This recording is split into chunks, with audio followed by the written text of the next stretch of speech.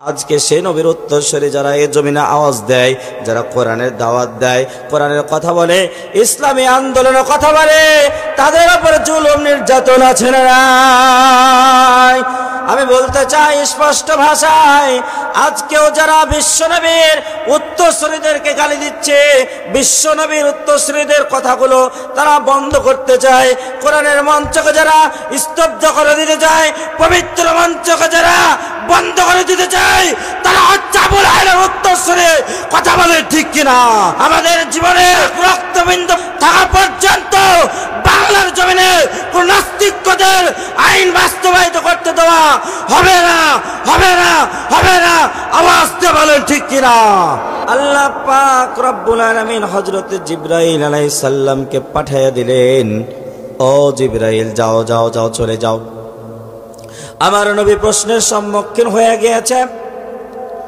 আমার নবীর কাছে সূরা জুমার 53 নম্বর আয়াতে কারিমা নিয়ে চলে যাও, তাদের প্রশ্নের জবাব দিয়ে দাও। আল্লাহর নবীর কাছে হযরত জিবরাইল আলাইহিস সালাম চলে আসলেন। আসসালামু আলাইকা ইয়া রাসূলুল্লাহ, আপনি প্রশ্নের সম্মুখীন হয়েছেন, আল্লাহ পাক রব্বুল আলামিন আপনার প্রশ্নের জবাব দিয়ে দিয়েছে। সুবহানাল্লাহ। আল্লাহ রাব্বুল আলামিন বলেন, কুল ইয়া ইবাদিয়াল্লাযীনা আসরাফু আলা আনফুসিহিম লা তাকনাতু মির রাহমাতিল্লাহ ইন্নাল্লাহা ইয়াগফিরুয যুনুবা জামিয়া ইন্নাহু হুয়াল গফুরুর রহিম।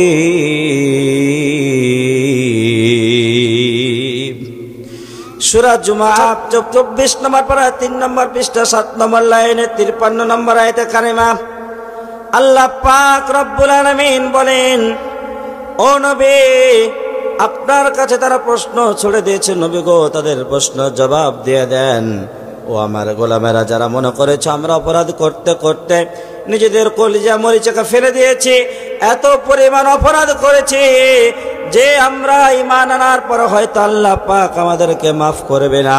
আমার আল্লাহ বলেন, না না না গোলামেরা, এই চিন্তা কখনো নিয়ে এসো না। লা তাকনাতু মির রাহমাতিল্লাহ, তোমাদের গুনার পরিমাণ যদি পাহাড় সম পরিমাণ হয়ে যায়, এরপরও তোমরা আমার কাছে যদি ফিরে আসতে পারো, ঈমান আনয়ন করতে পারো, তাওবা করতে পারো, আমি আল্লাহ পাক রব্বুল আলামিন তোমাদের জীবনের সমস্ত অপরাধগুলো মাফ করে দেব। সুবহানাল্লাহ। আব্দুল কাদের জিলানী রহমতুল্লাহ বের হয়েছে, কথা বলেন ঠিক কিনা? এই মায়েদের পেটের মধ্যে থেকে বিশ্বনবী মুহাম্মদুর রাসূলুল্লাহ এই জমিনের আলো দেখেছে, কথা বলেন ঠিক কিনা?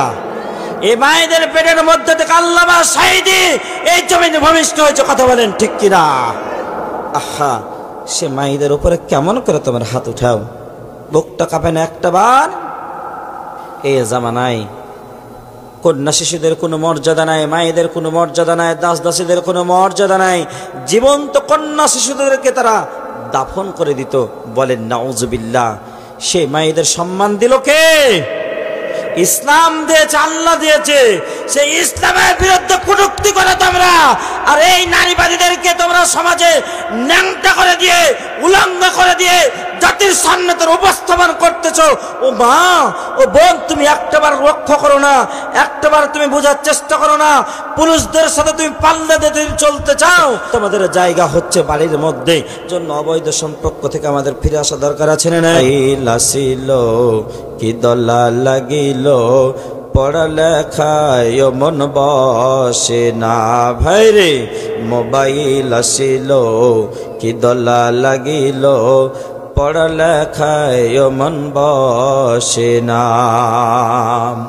হে মোবাইলের খেলা, প্রেম প্রীতির মেলা, এখন আর বট তলায় লাগে না, ঠিক কিনা?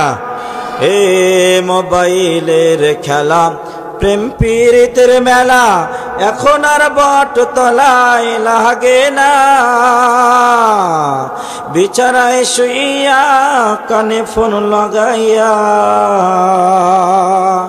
বিছানায় শুইয়া কানে ফোন লাগাইয়া কই মরে সোনা বন্ধু ভইল না, মোবাইল আসিল কি দলা লাগিল, পড়ালেখায় মন বসে না।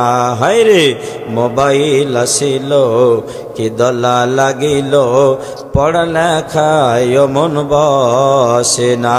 ঠিক কিনা?